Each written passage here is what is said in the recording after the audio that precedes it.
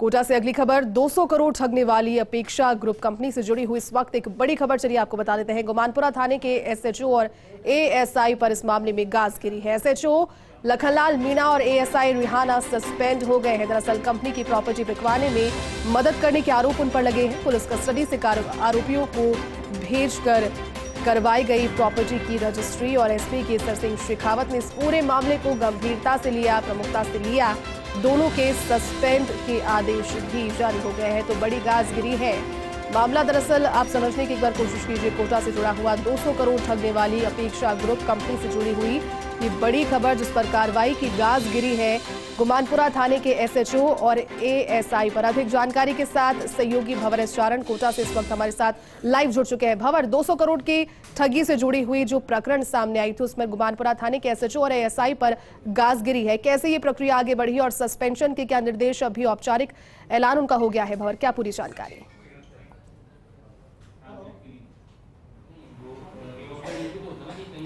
देखिए, ये राजस्थान में अपनी तरह का ऐसा इकलौता मामला होगा जहां पुलिस कस्टडी से मुजरिमों को बाकायदा जमानत का लाभ दिलाने के लिए बिना रोजनामचे में किसी भी तरह की रपट डाले रजिस्ट्रार ऑफिस उनको ले जाया गया और उन लोगों को जिन्होंने सैकड़ों लोगों के साथ सैकड़ों करोड़ की बड़ी ठगी की है। अपेक्षा ग्रुप कोटा कंपनी जिसके नवंबर 2021 से जिसके खिलाफ एसपी ऑफिस में लगातार परिवाद आ रहे थे, जितने परिवाद एसपी ऑफिस से भेजे जा रहे थे दर्ज करने के लिए, सीआई लखन मीणा, एएसआई रेहाना अब्बास के साथ मिलकर उनको दबाए जा रहे थे और जो मुजरिम गिरफ्तार थे उनको भी जमानत का लाभ दिला करके और जमानत पर छुड़वा दिया। नतीजा ये हुआ कि निवेशकों के पैसे डूब गए और जो अपेक्षा ग्रुप के जो डायरेक्टर थे वो जमानत का लाभ लेकर के फरार हो गए। ये पूरा मामला आता है एसपी सिटी केसर सिंह शेखावत के संज्ञान में और इसके बाद जिस तरह से इस माफिया से और ठगी से जिस तरह से सीआई ने गठजोड़ किया उसका खुलासा होता है, उस पर एसआईटी की जांच डिप्टी एसपी अमर सिंह से करवाई जाती है और इसके बाद एक्शन क्या होता है मैं खुद सिटी एसपी केसर सिंह शेखावत से आपको जोड़ने की कोशिश करता हूं। शेखावत साहब, फिलहाल इस पूरे मामले में आधिकारिक तौर पर क्या सस्पेंशन के ऑर्डर जारी हो गए हैं और किस तरह के खुलासे इस पूरे मामले में प्राथमिक जाँच में हुए हैं? इस प्रकरण में थानाधिकारी गुमानपुरा लखनलाल मीणा और एएसआई रेहाना अब्बास को सस्पेंड किया गया है। अपेक्षा ग्रुप के संबंध में अभी तक 33 प्रकरण दर्ज हुए हैं। ये प्रकरण दर्ज होने का सिलसिला नवंबर और दिसंबर 2021 में शुरू हुआ, जब जो ठगी के शिकार निवेशक पुलिस कार्यालय एसपी ऑफिस में आने लगे। एसपी ऑफिस से जितने भी परिवाद थाने पर भेजे गए उनमें से अधिकांश परिवाद को बिना जांच किए, बिना प्रकरण दर्ज किए दाखिल दफ्तर कर दिया गया। उन पर कोई कार्रवाई नहीं हुई। इसके बाद जो कालांतर में प्रकरण दर्ज हुए उसमें 2 अभियुक्त गिरफ्तारी कस्टडी में थे, हरिओम सुमन और संजय कश्यप।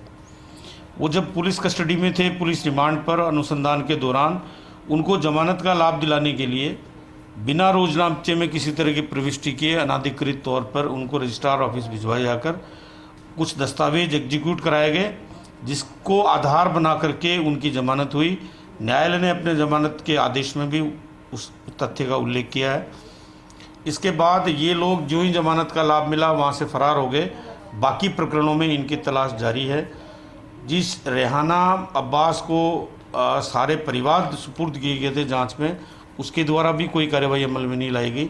इसलिए इस पूरे मामले में एक तो मिलीभगत आपराधिक तत्वों के साथ कि पुलिस कस्टडी में रहते हुए उनको रजिस्ट्रार ऑफिस भिजवा के जमानत का लाभ देने के लिए रजिस्ट्री करवाना, और दूसरा राज्य सरकार की स्पष्ट नीति होने के बावजूद कि कोई भी संज्ञेय अपराध से जुड़ा हुआ मामला हो तत्काल प्रकरण पंजीबद्ध किया जाना।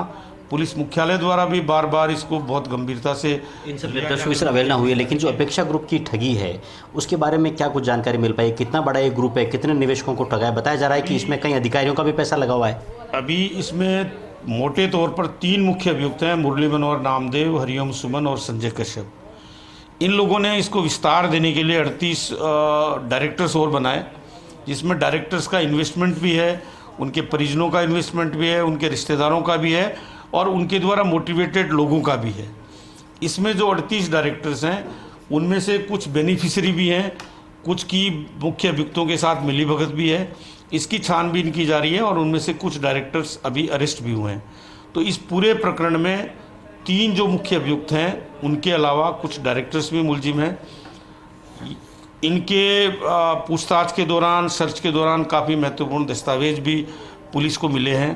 इनके बैंक अकाउंट्स, इनके द्वारा जो इन्वेस्टमेंट किया गया है, उस सारे मामले की पड़ताल की जा रही है। पड़ताल की जा रही है, लेकिन मोडस ऑपरेंडी किस तरह की होती थी? अपेक्षा किस तरह से ठगी करता था सर? इन्होंने निवेशकों को राशि धन दुगना करने का लाभ दे करके और मंथली 5%, 10%, 15% रिटर्न का लाभ देने का वादा करके लोगों को भ्रमित किया, लुभावने वादे किए, इसके शिकार होकर के